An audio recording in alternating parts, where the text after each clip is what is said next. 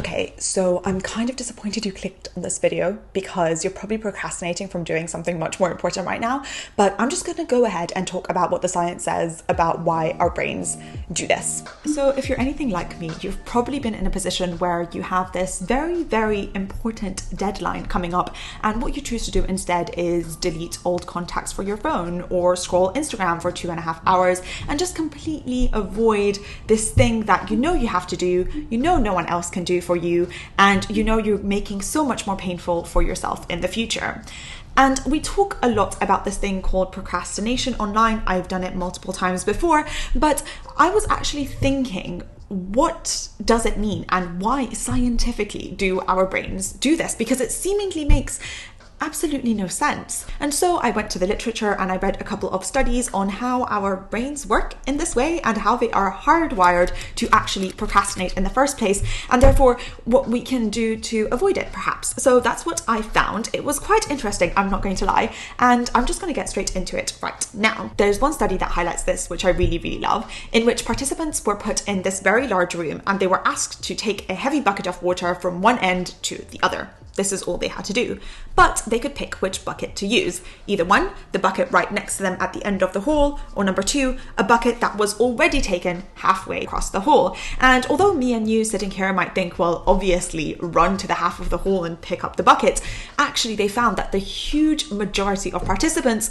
would just pick the bucket right next to them and do a lot more heavy lifting. And on the surface, this absolutely makes no sense. But the scientists have a theory as to why our brains do this. So when we're looking at this action, we might think it's one task, take the bucket to the end of the hall, but actually our brains see it as two separate tasks. One, pick up the bucket, which is fairly easy, and number two, lift and carry the heavy bucket for a distance, which is a lot more difficult. And when our brains are faced with multiple tasks, they choose to do the shortest and the easiest one first. So what our brains are doing are thinking, oh, I'll just pick up the bucket right now because this will make the overall tasks that I have to do a lot less. Now I have to do one more thing, just carry it, as opposed to two. So when we are procrastinating, our brains are actually optimized completely correctly, but they're optimized for the wrong thing. Our brains will always try to have less things on our to-do list, and they don't really care about how much more difficult our life is going to be made in the future. And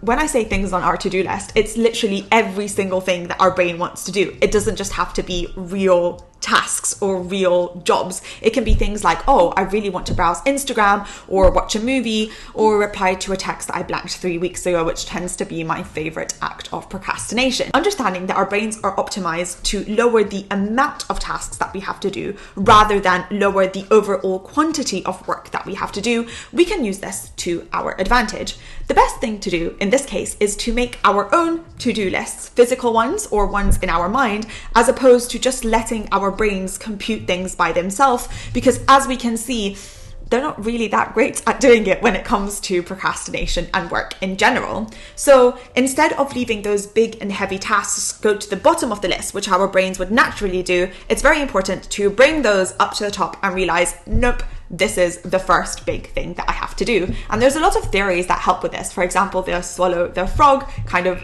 productivity theory, where you do the biggest, most important task of the day first, because then you can do everything else. Another thing that can greatly help is also realizing that big tasks can and should be broken into smaller ones. So instead of thinking that, oh, I have to write this huge essay, or oh, I have to script and film and edit this huge YouTube video, it's much more easy to kind of break it up into smaller steps, because then we are literally hacking our brains, because by breaking it up into, oh, just write the title of this video, we will have this inner urge to get that task done, because now we have more items in our to-do list, and also our brains will want to do the easy, fast ones as soon as possible because it hates having a lot to do. So one slightly counterintuitive way to get a huge project done is just break it down into as many steps as possible, because then you will literally start itching to begin with it in some shape or form. Usually the most easy thing, but that's absolutely fine. So this will hopefully get your gears grinding onto getting started and continued with the task. task. So kind of taking control of our to-do lists rather than letting our subconscious go crazy is what will help us get more things done in the shortest amount of time. If you're into this anti-procrastination thing, I have a few videos which will be up on screen right now. Overall, I don't actually think reducing procrastination is very important, but I do actually very much enjoy the studies and the science behind it. So yep, if you made it so far, thank you so much for spending this time with me. I hope you have a wonderful rest of your day. Be kind to yourself and others, and don't believe everything you think. Thanks. Bye.